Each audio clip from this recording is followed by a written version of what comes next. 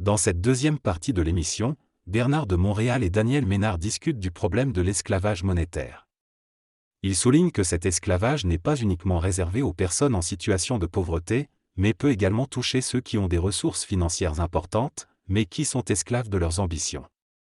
Ils se demandent si un individu conscient peut se libérer de cette emprise de l'argent. Selon Bernard de Montréal, l'esclavage de l'être humain vis-à-vis de l'argent est causé par le manque de puissance de sa conscience psychologique. Que ce soit par manque de moyens ou par une ambition démesurée, il est encore prisonnier de l'argent. Toutefois, avec l'évolution de la conscience humaine, il est inévitable qu'un jour l'être humain conscient ne soit plus esclave de l'argent, que ce soit dans un sens de manque ou d'excès.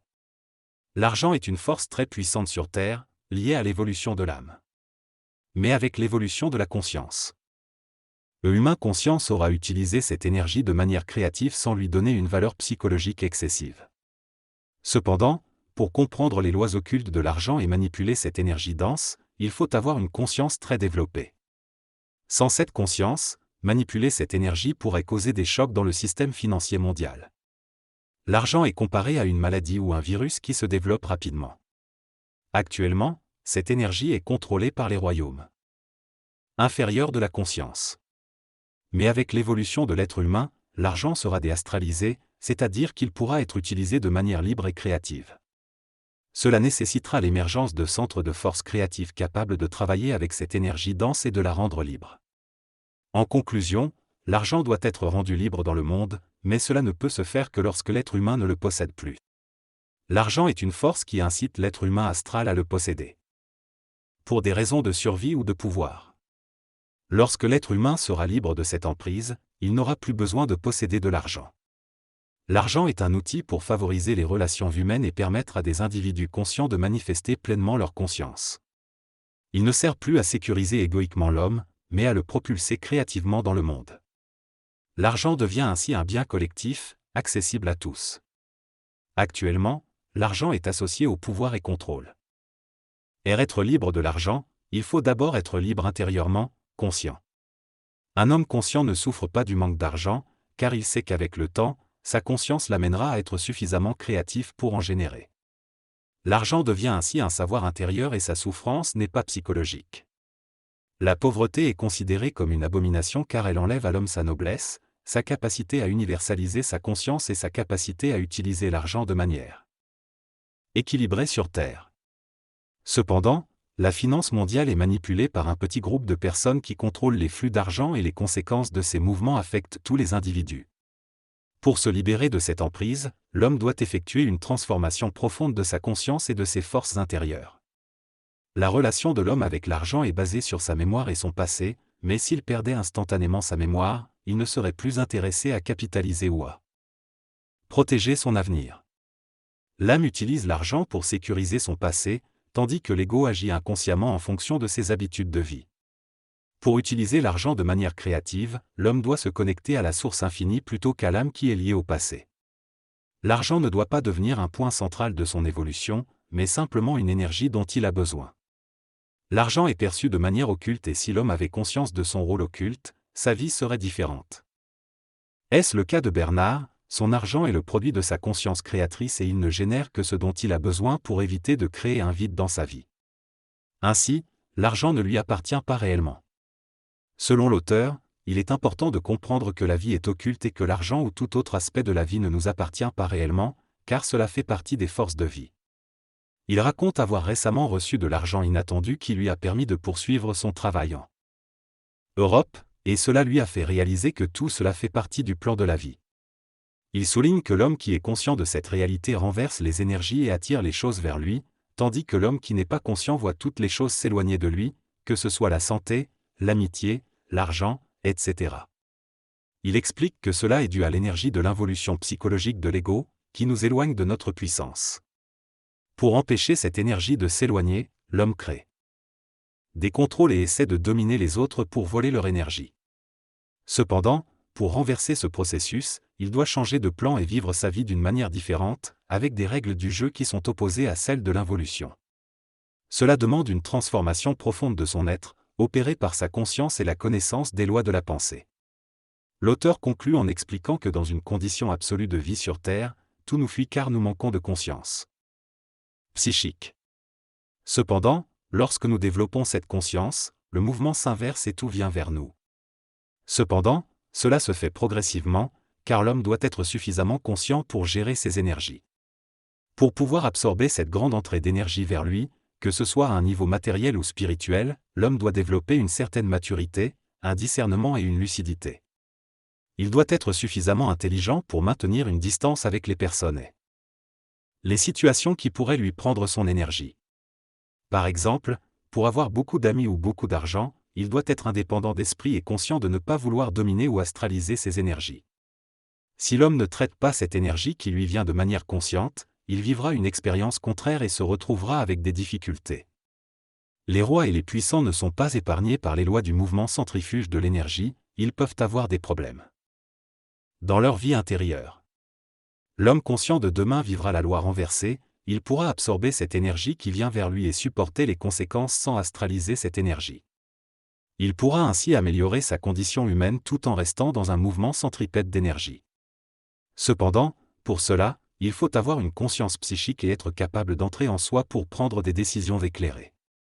L'homme conscient ne se laissera pas influencer par l'appât du gain ou les cadeaux matériels, il saura dire non lorsque cela n'est pas le bon moment. Les lois de conséquence font partie des lois de l'esprit et sont vastes et éternelles. Elles régissent la structure mentale des mondes et du cosmos en évolution. L'homme, dans sa petitesse, doit les connaître et les respecter pour éviter les déséquilibres et les problèmes dans sa vie. Dans cette partie de l'interview, Bernard de Montréal explique que pour comprendre les lois de la vie, il est nécessaire pour l'homme d'avoir accès à sa source, c'est-à-dire d'être en contact avec sa conscience. L'homme ne peut pas faire preuve d'égoïsme envers sa source, car celle-ci est immuable. L'homme doit devenir transparent et laisser passer la lumière à travers lui. Cependant, cela peut être un processus long et c'est pourquoi les hommes souffrent sur Terre. En ce qui concerne les problèmes d'argent, Bernard de Montréal affirme que les personnes qui ont une possessivité vis-à-vis de l'argent le font par besoin de reconnaissance. L'argent représente une énergie et une valeur, et l'ego cherche à être reconnu à travers cette possession. Cela fait partie de la formation de l'ego et de l'évolution expérimentale de la conscience de l'homme. Cependant, certaines personnes peuvent aller trop loin dans cette attitude et cela devient dangereux. Il met en garde contre le fait de se faire prendre dans ce jeu si l'on n'est pas suffisamment conscient. En ce qui concerne la reconnaissance entre deux personnes conscientes, Bernard de Montréal explique qu'elles se reconnaissent sur la capacité d'échange intégrale. Il souligne que les deux ne se mesurent pas en termes d'intelligence, mais en termes de capacité d'échange. La relation entre deux personnes conscientes n'a pas de relation avec la dépendance, car elles échangent sur un pied d'égalité.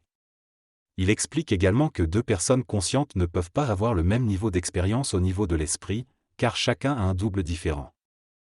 Ils peuvent facilement échanger sur un même pied grâce à l'universalité de la vibration mentale. Dans cette conversation, BDM affirme être vibratoirement ou consciemment supérieur à d'autres personnes et capable d'établir des relations avec elles sur un pied d'égalité. Il cite l'exemple d'une rencontre entre sa femme et une femme italienne suisse qui est à la fois financière et médium astrologue. Il explique que cet échange est possible car il existe un respect mutuel entre les deux parties. M souligne que pour pouvoir échanger, il faut respecter l'autre et que le respect véritable est basé sur l'amour. Il ajoute que sans amour, le respect n'est qu'un protocole superficiel. L'amour et le respect sont deux concepts étroitement liés. Alors que l'amour est souvent associé aux émotions, le respect est davantage lié à l'intelligence et au mental. Les individus conscients tendent à privilégier l'amour dans le mental plutôt que dans l'émotion, car cela peut être plus gratifiant et moins douloureux. Ce type d'amour mental favorise des relations humaines basées sur le respect mutuel. Le déplacement du centre de l'amour vers l'évolution de l'être humain permettra de créer des alliances puissantes et de briser les barrières entre les différentes sphères d'activité. Les individus conscients seront capables de partager leurs biens et d'ouvrir leur maison, favorisant ainsi la circulation de l'énergie grâce au respect mutuel.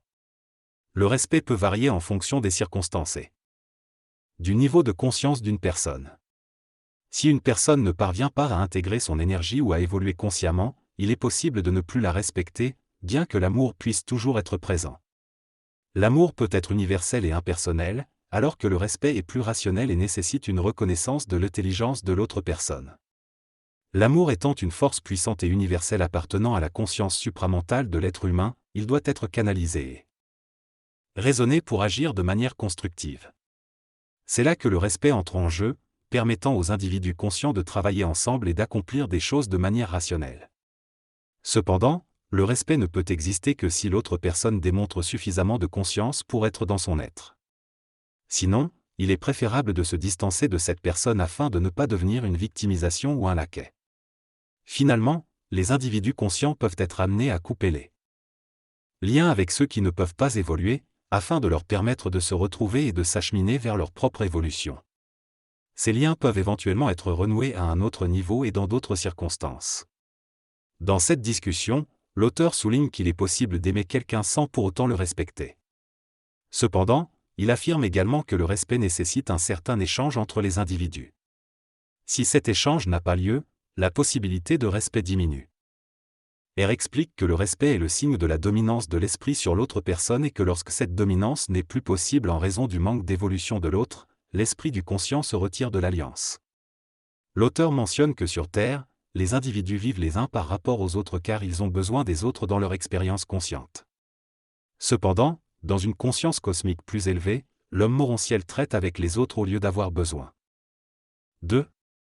Il souligne également que les hommes ont toujours des besoins à combler, mais qu'un homme conscient trouvera toujours quelqu'un avec qui traiter. Le respect est lié à la capacité de répondre à ses besoins et plus une personne parvient à répondre à ses besoins, plus elle est respectée. Cependant, l'évolution de la conscience peut également rendre la personne créative dans ses besoins et l'amener à attendre que l'autre individu dépasse ses limites d'inconscience. Lorsqu'un homme conscient retire son respect d'une relation, c'est parce que l'autre personne ne se respecte pas suffisamment. Ce retrait de respect est fait dans le but de permettre à l'autre de réaliser son propre manque de puissance et de devenir plus conscient de lui-même. Cependant, si l'homme ne parvient pas à dépasser sa petitesse et à entrer dans sa pleine maturité, l'homme conscient n'attendra pas indéfiniment et retirera son respect.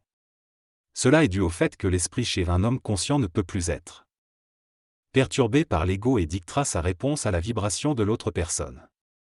L'auteur de l'expérience relate avoir retiré son respect à un ami proche pour l'aider à briser son complexe d'infériorité.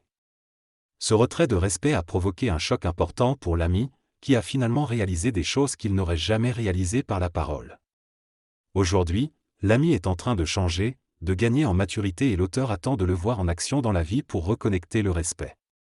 Il est important de noter que le retrait de respect dans cette situation n'a pas été fait par besoin ou par mépris, mais dans le but d'amener l'ami à se développer personnellement. C'est un geste d'amour et de compréhension, et non un rejet devenu inutile. Dans ce texte, Bernard de Montréal parle du respect et de l'évolution de la conscience chez les individus.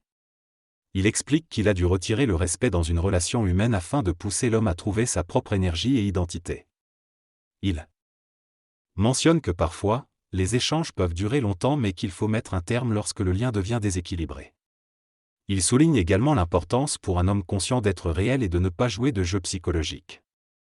Finalement, il affirme que ce qui est le plus respecté chez un homme conscient, c'est sa capacité à être réel et conscient des lois occultes. Bernard de Montréal affirme sarcastiquement être conscient, mais pense que les personnes qui se déclarent conscientes ne le sont pas vraiment. Il reçoit des applaudissements pour son intervention.